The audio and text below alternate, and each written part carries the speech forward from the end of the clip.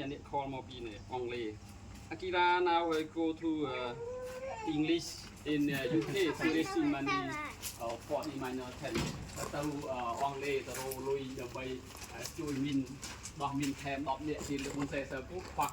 ហើយ pick up អំជុលឡងខ្លះឡានខ្លះអត់រីនេះអង់គ្លេសទៅ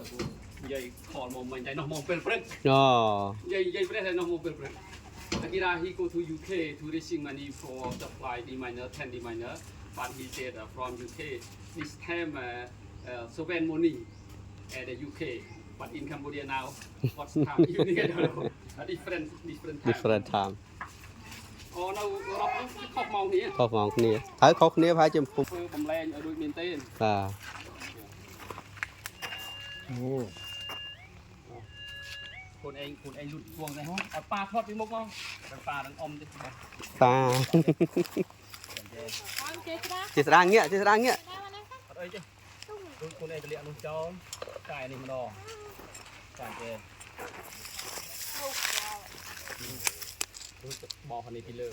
យើងធ្វើឌីបនេះបានន័យថាសង្កត់ពីលើមីនខ្យល់សង្កត់ពីលើ5គីឡូឡើងដល់10គីឡូ20គីឡូវាទុះអញ្ចឹងគឺធ្វើតាមក្បួននេះវាអត់ទុះគីឡូទុះណាបាទធ្វើតាមច្បាប់ SOP បាទរូបតែនេះប៉ាមិត្តទេបាទតែសម្បកមីនមែនទេបកមីនមែនទេសម្បកមីនតែទុះហើយអត់ទេសម្បកមីននេះយើងដោះសាបអស់ដោះសាបអស់ហើយទុះវាខ្ទេចខ្ទីអស់បាទអាហ្នឹងបានយើងដោះគីបដោះជុលដោះអ្វីៗដែលទុះអ្វីដែលថានៅក្នុងគ្រោះថ្នាក់យើងដោះអស់ចឹងវាសម្បកមានទេចឹងចាក់តាមក្បួនប៉ុន្តែតែធ្វើខ្លះខុសទៅអូនចេះចេះស្រាចេញចាក់ចំពីយើងហេងរៀងបោសចំចឹងវាស្រាលអត់ទុកគីឡូទុះចេះស្រាអីទេចកាមានបាក់មិត្តបាទតែចកាមានមែនទេនិយាយហើយថតគឺអត់មានចូលក្នុងបានទេអត់មានចូលក្នុងបានទេបាទនេះចកាមានបាក់មិត្តអូនថតទៅនេះមួយថត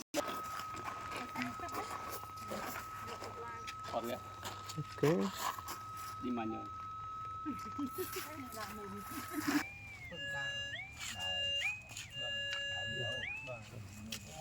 ចាក់ខ្លួនឯងលូតគួងចាក់ចេះលូតគួងកូនលូតគួងចាក់គេដោះមីននេះឌីម៉ាញ៉ូបយយីអានេះចេះចំណាប់រួយចាក់រួយកាយអានេះម្ដងបាទចេះអូនចេះគ្រឿនបើចិត្តដូចនេះដោះមីនណាបោះពីលើអូនគ្រឿនបើ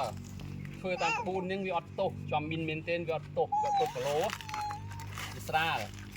អានឹងបោះអាឡម៉ង់កា TPM2 vàមួយទៀតអាធីវនោះបោះសូវៀតអូខេ good reminder have fun one mind one life អាហ្នឹងយើង